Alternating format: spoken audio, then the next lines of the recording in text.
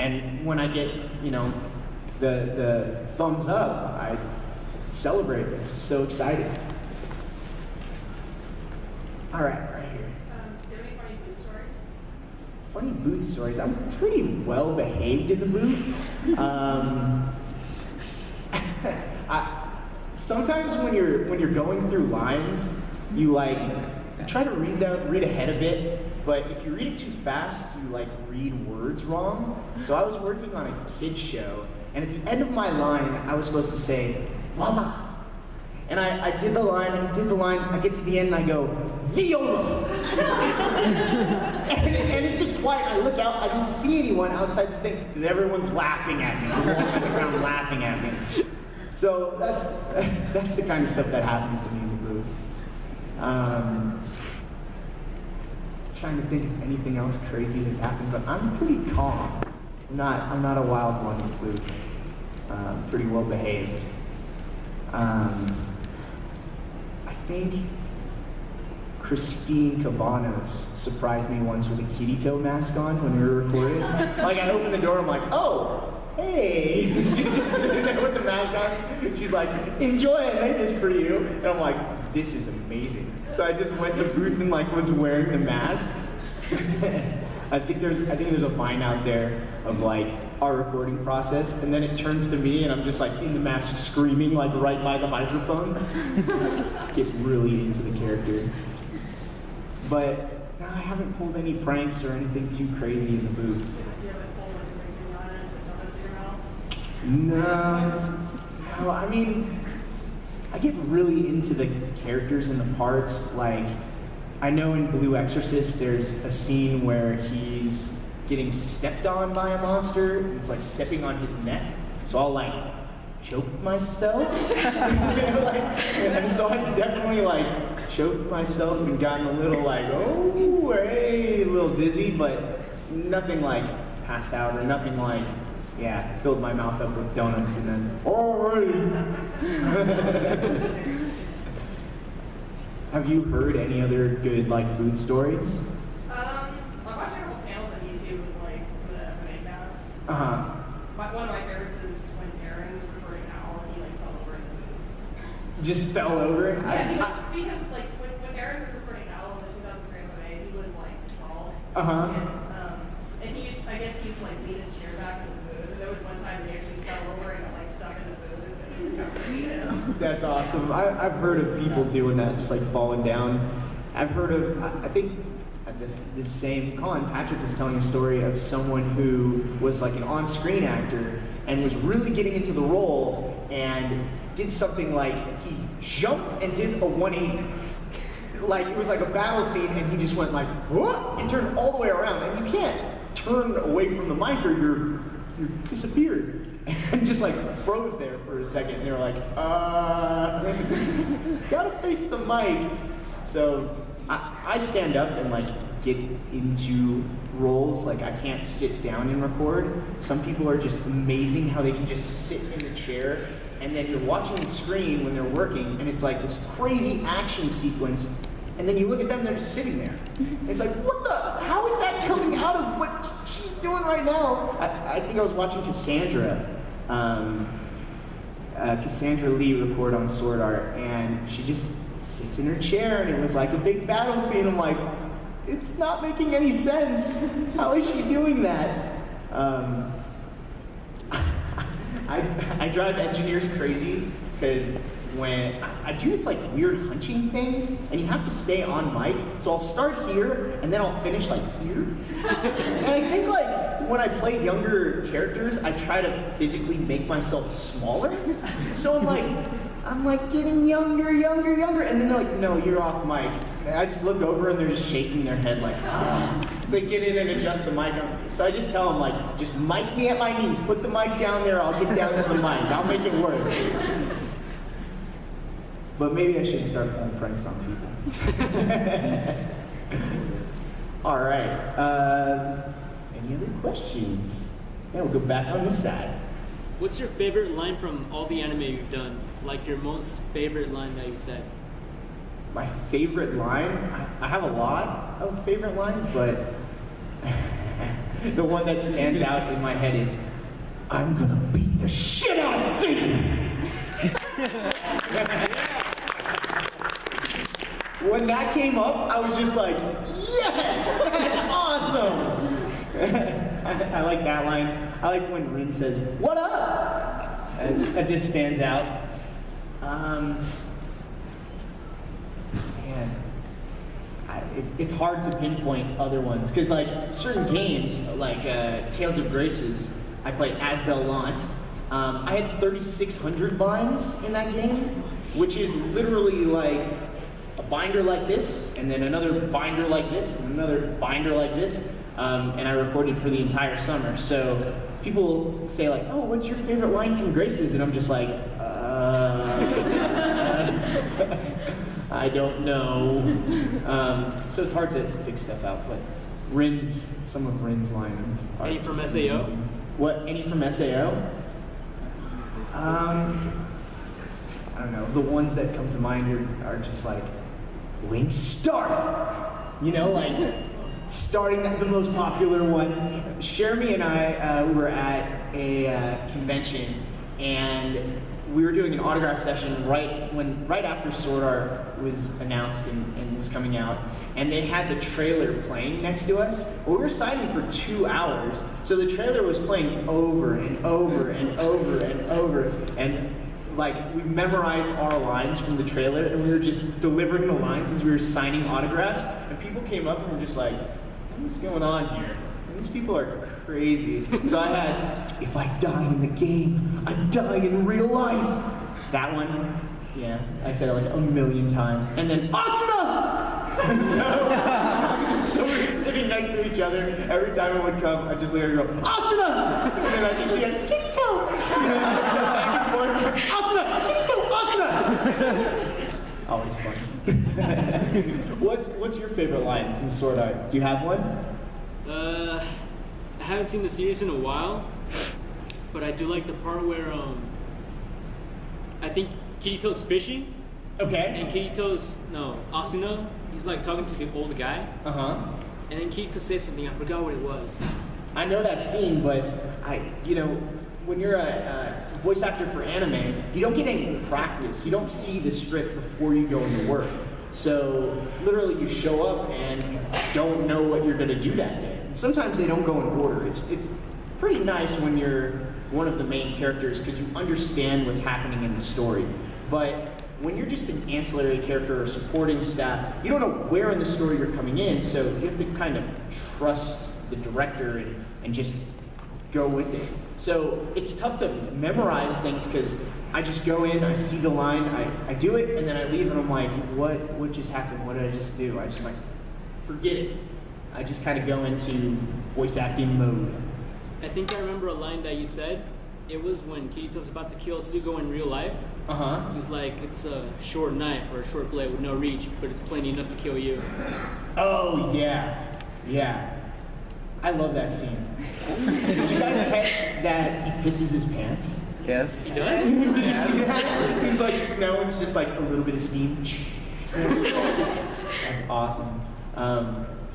Yeah, like short blade with no reach, but long enough to kill you. Something like that. I can't remember exactly how I did it, but awesome. Yeah. Oh, so in Tales of Graces, do you wish you could have actually voiced each scene? Which, okay, remember, 3,600 lines, and I have the game, and I'm probably 5 hours in. So I have another 95 hours to go. So I'm not sure which scene you're talking about. Like, after, close to the very end of the game, Okay. with the ship, there's a set of coordinates you can go to where the entire main group goes to this beach resort. Okay. And it's just a huge mess of hilarious. But there's no VO during that part? No, there isn't. Yeah, I wonder why. Chariot accidentally hits on Asbel. And that's... I have to try to find that either by playing, but if it's at the end, it's probably 60 hours away from where I am. I have to try to find that online and see that. Yeah, it's interesting that they wouldn't have added to that scene because all the skits and everything go throughout the entire game. And there were tons of those skits. But yeah, that was fun. That game was really fun recording. Yes.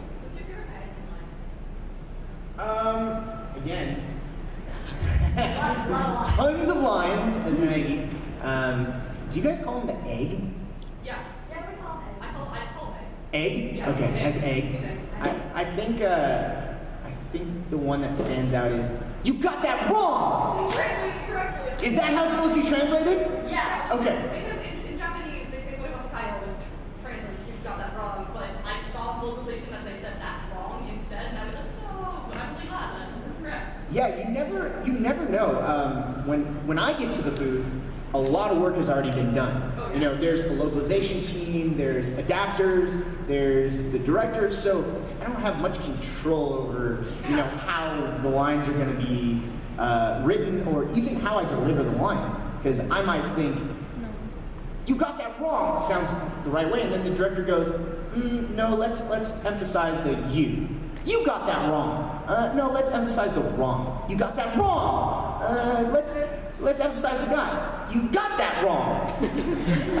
I mean, you never know where a line is going to end up, and most of the time, or sometimes, they'll have you do a bunch of different ones, and then it's like, all right, moving on. So I have no idea what my performance is going to be like. So, like, I've seen people like, oh, why did online say, why did he deliver the line that way? It's not my choice how I deliver the line. I'm just a tool for the director who has an idea of the overall game and the overall series and knows what they want. And sometimes they don't even know what they want. They just want to hear something interesting.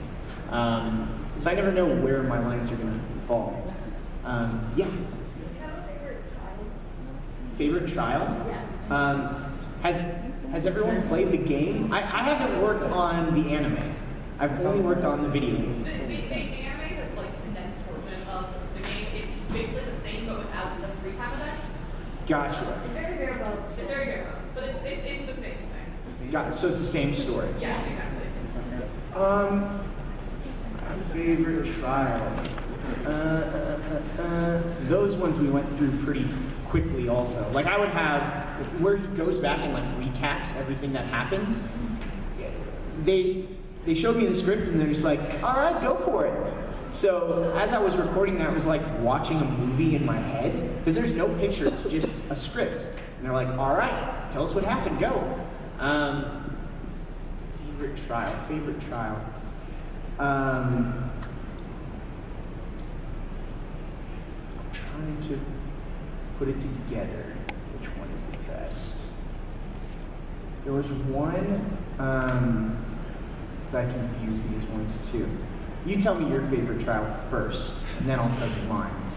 My favorite in terms of food eyes, but the second trial is definitely my favorite because it's the most emotional to me because it involves three of my favorite characters. I like the trial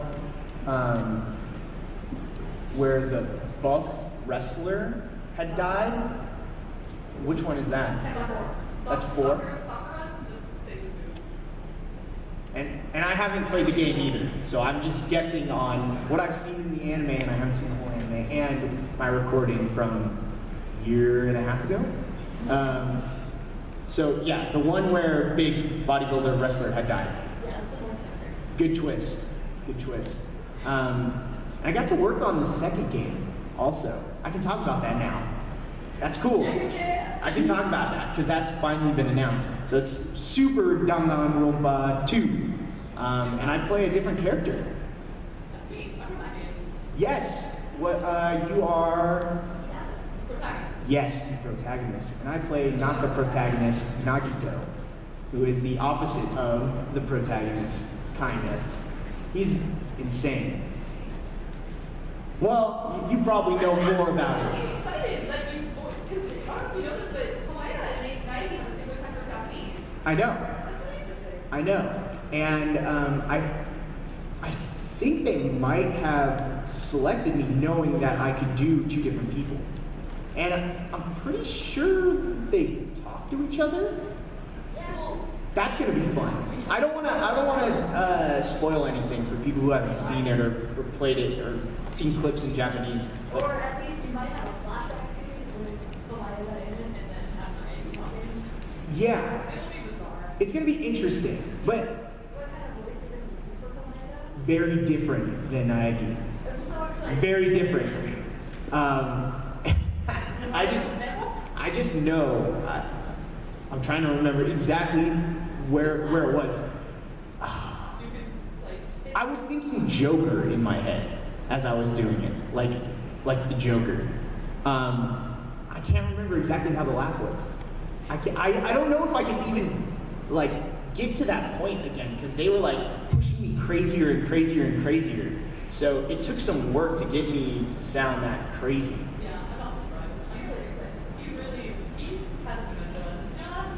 Yes, I do know that. that was kind of obvious by some of the lines. Yeah. But I'll just say you have to wait. So I don't do a laugh and you're like, wait a second, he didn't laugh like that. Because I can't remember exactly how my laugh was. Sessions kind of blend together sometimes. Like for a voice actor, I might be working on a video game in the morning, an anime in the afternoon, and then something totally different in the evening.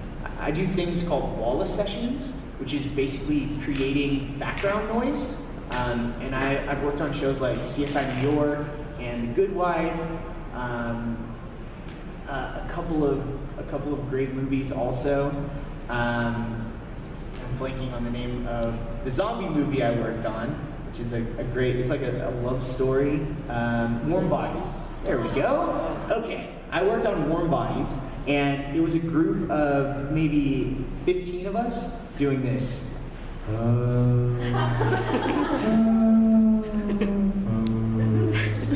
8 hours. That's another thing that voice actors do. You know, you would never know that I'm in there. If you listen really carefully, you can kind of pick out some of my. And I think has anyone seen Warm Bodies? Yeah. Awesome. Good movie. There's one scene at the beginning where the kids go out and a bunch of them get eaten. There's like zombies coming in from everywhere. And I definitely voice one of the kids get eaten, just like, ah! And that's it.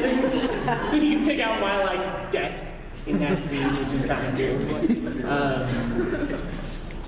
But that kind of work is pretty fun. If the group does it the right way, you never knew that you would never know that there are people recreating those sounds. So like for CSI New York, there would be, you know, a scene going on and it's on the streets of New York. So we basically recreate like people calling taxis, people talking to each other, grabbing a coffee, just walking down the street, talking about nothing. And we're really in a room talking to each other to try to recreate that. So all my sessions kind of blend together. That's my explanation for why I don't remember how to do the laugh. But it's crazy. Yeah. Are you at 3 times under? We're having a dog panel. Are you? Yeah, I'm doing. It's at 4. It like totally if you have 3 top and off. Today? Yeah, today. So if you walk past, we're gonna be on the upper terrace, which is where our registration is. I can't promise you that I'll be there because I don't even remember my schedule. But Like, if you could just you have 3 times. okay, awesome. We're hosting, and we don't have like all the characters, but it'd be cool if you wanted to walk by and see us being in character. Yes. Answer questions. Yes, if I have time, I will stop there. Cool. Yeah. Who's your favorite character that you've acted? They're all fighting for who's the favorite in my head. I've got this question before, and I always answer it with like 20 characters. So I'll just start answering with all the characters I like. There's a lot of them. So, Final Fantasy Dissidia, I am Zidane. Does everyone say Zidane or Zidane? Zidane? Okay, then I'll call him Zidane. I'm Zidane. I started working on that game, and sometimes they use code names for games, so I had no idea what I was working on. And I saw the character. I had not played Final Fantasy IX before working on that. So I didn't quite recognize him, but he looked familiar. And when I found out it was Final Fantasy that I was working on, I like fanboyed